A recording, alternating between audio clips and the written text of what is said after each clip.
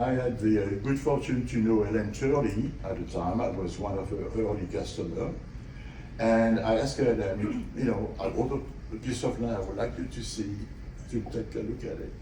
She came with her husband, they visited the place. By the end of the day, she said, if you're serious about making great wine, I will help you out.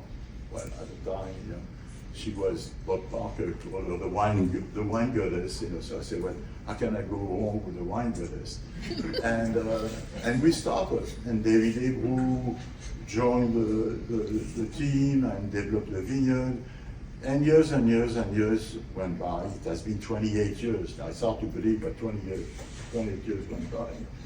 So that's basically where our background and how we ended up with that property. The property is an oddity of nature.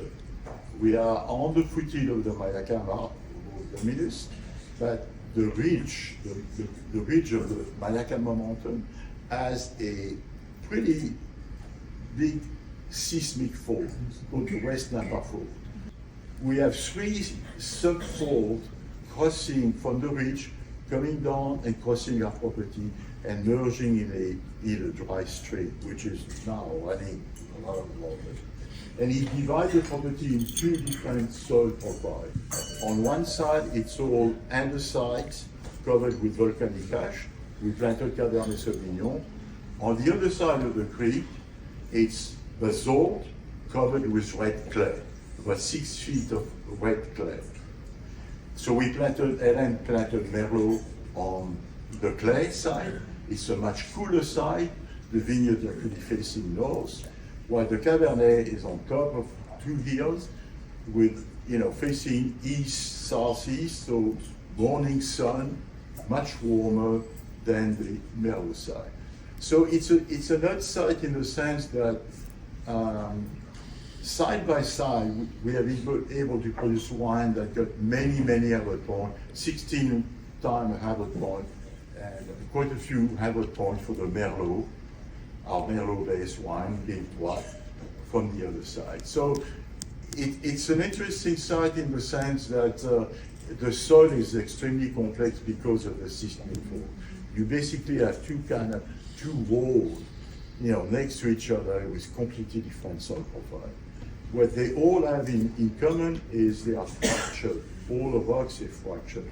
We did some excavation slab in display in the winery that shows the ground, the 6 feet of what the ground looks like.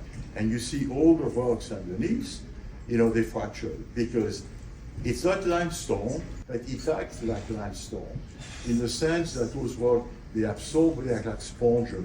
They absorb water during the winter, then they expand, they crack, then the summer they release their water and they crack again. So expansion, contraction, it's all fractured.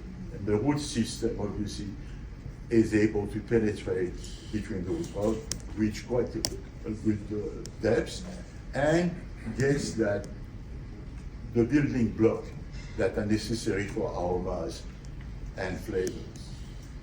People don't realize that when they look at the vineyard, they see the top. They see, oh, it's a beautiful vineyard, it looks great, look healthy. It's important, but the only importance of the top of the above ground is for the photosynthesis. It's the engine that allows the energy to create those chemical blocks. Flavors and aromas are coming from underground. That's why it's so difficult to find a great site, because you cannot see what's 20 feet long. Like how much complexity there is in all of these wines. You'll hear this as we go. And so just talking about Mythicvs, it's a wine that we made for the first time in 2012. It has received 11 times 100 points, quite a few from Antonio, quite a few from other people.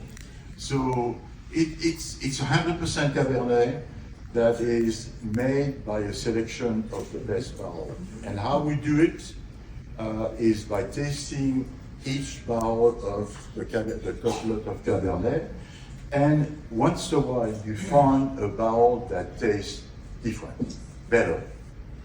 We don't know why. There's obviously a scientific reason, but we don't know. Each barrel is its own micro world.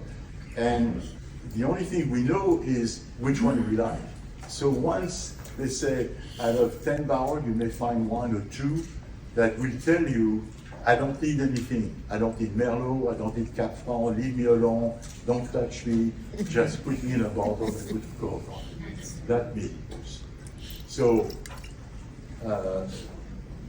I'm going to let you judge. The next set, so thank you very much, Claude. Thanks for being here.